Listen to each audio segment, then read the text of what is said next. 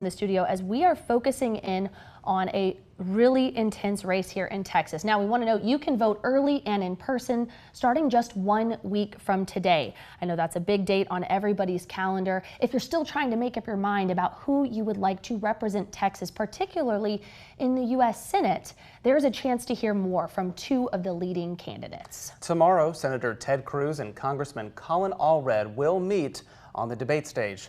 Joining us for a preview of that matchup is Brian Smith. He's an associate dean at St. Edward's University here in Austin and a former political science professor. Thank you so much for being here, Brian. Well, thank you for having me. Yeah, it is always so cool to be able to talk to you about some of these political matchups. And I want to note, just this weekend there was a leak of this internal polling from a Republican super PAC that showed this race is only within about 1 percentage points. That was Cruz with the advantage, but that is incredibly close.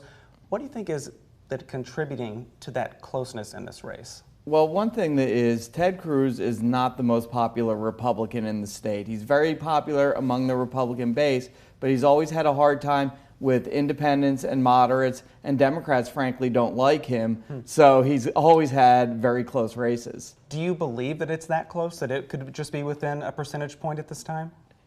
If you don't release internal polls, it means that they're not good. If you release internal polls, it means that you're doing very well because it's a chance to get more advertising. So if these internal polls are true, it backs up what some of the earlier polls said, that we're in a very tight race.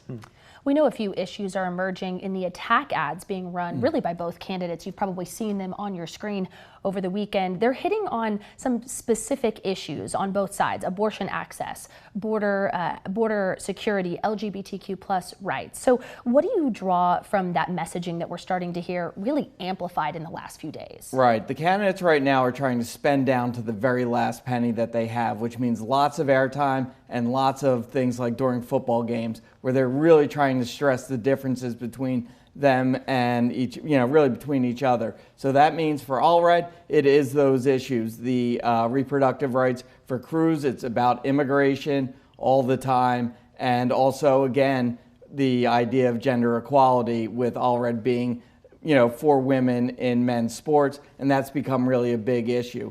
We're going to see a lot of that tomorrow night because the ads lead to the talking points at the debates. Yeah, that kind of sets the stage for what we might hear tomorrow. But as we noted at the beginning of this conversation, the debate is happening a week almost to when voting begins here officially in person in the state. What kind of impact could this debate have on that? Well, if the race is as close as some of the polls are saying, both candidates have a lot to lose, meaning a very poor debate by either of the candidates is going to infuse a lot of money into the candidate that wins, and also it's going to switch those undecided voters to one side or another. So both candidates are going to be very, very careful what they say, and they're not really going to debate each other. They're going to yell past each other and keep talking about the issues that they think are winners. So what do you think, first and foremost, what does that mean for voters? What should voters be listening for during that debate? And then on the flip, what do you think it would take for each campaign to deem that debate a success? If I'm a voter, I'm going to look at this as a chance to really fill out the final question, meaning of the candidates, where do I stand closer on the issues that matter to me, and who do I think is going to represent Texas better? And debates give us a real good chance to see both candidates on the stage to really weigh that out. In terms of what to do next, win or loss, both candidates obviously are going to spin it as a win, even if they did lose.